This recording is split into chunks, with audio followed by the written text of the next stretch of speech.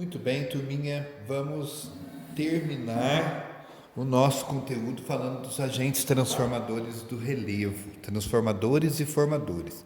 Nós já vimos sobre os agentes internos, sobre os agentes externos e agora nós vamos ver as ações antrópicas, ou seja, as ações que são provocadas pelo homem, que são realizadas pelo homem e que podem interferir na forma do relevo, tá? Ele vem destacando aqui, ó. Como nós vimos, a erosão é o transporte natural do desgaste das rochas, tá? Um transporte natural. A erosão é um processo natural.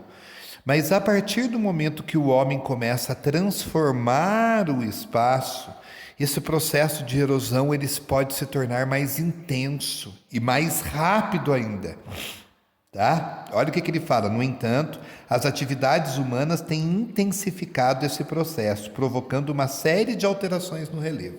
Por que o homem provoca esse processo? Ele aumenta a intensidade desse processo, principalmente pelo fato dele retirar a vegetação natural do que protege o solo.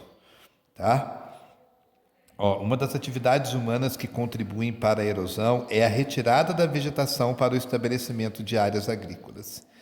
Tá? O que acontece? Nessas áreas agrícolas há uma movimentação intensa dos solos e da rocha, principalmente por regiões onde se usa muita máquina. Então o solo é muito movimentado. Se você vê quando ara o solo, você vê, tirou toda a vegetação de cima e mexeu na terra. Se vem uma chuva forte, leva grande parte do solo de terra que está solta, vai para a água, vai para dentro dos rios. Agora vocês imaginam que naturalmente isso acontece. Se o homem atuou sobre aquela região, vai intensificar. Ele até mostra aqui embaixo, olha, um rio que foi assoreado, olha para vocês verem. O rio foi cheio de terra. Olha, tem só um pouquinho de água aqui passando por dentro do rio. Olha para vocês verem, isso é assoreamento de córrego causado pela mecanização da agricultura e da pecuária em Manoel Viana, no Rio Grande do Sul. Olha para vocês verem. Tá? O que é o assoreamento? É o depósito de terra no leito do rio. Tá? E ele vai destacando aqui também que a remoção da vegetação do entorno dos rios, córregos e lagos pode provocar acúmulo de sedimento nos corpos d'água. Por quê?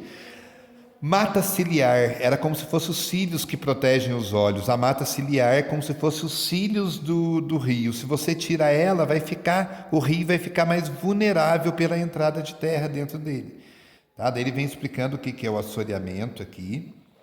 E depois ele fala sobre os corpos d'água. Qualquer acúmulo significativo de água parada ou corrente, tais como os mares, oceanos, lagos e rios ou córregos, são corpos d'água. Tá? Um outro item que também intensifica o processo de transformação do relevo é a ocupação indevida de regiões, olha, de planícies de inundação, com a construção de edificações, ruas, avenidas. Então, lugares onde antes dava enchente, o homem vai lá e constrói. Por exemplo, a margem do rio Tietê em São Paulo, sempre quando chove demais o rio Tietê transborda. Daí eles falam assim, mas puxa, a vida é castigo de Deus. Não é não.